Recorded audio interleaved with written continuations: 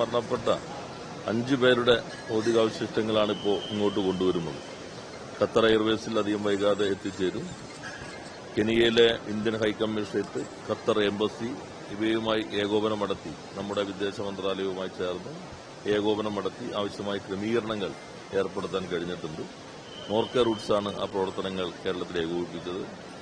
അതോടൊപ്പം തന്നെ ഇന്നലെ ചില പ്രശ്നങ്ങൾ വന്നിരുന്നു. യെല്ലോ ഫീവറുമായി ബന്ധപ്പെട്ട സർട്ടിഫിക്കറ്റിന്റെ അത്തരം കാര്യങ്ങളിലെല്ലാം ബഹുമാനപ്പെട്ട മുഖ്യമന്ത്രി തന്നെ നേരിട്ട് ഇടപെട്ട് ആ തടസ്സങ്ങളെല്ലാം മാറ്റി എത്രയും പെട്ടെന്ന് ഇങ്ങോട്ട് എത്തിക്കുന്നതിനാവശ്യമായ നടപടികൾ സ്വീകരിച്ചു കഴിഞ്ഞിട്ടുണ്ട്.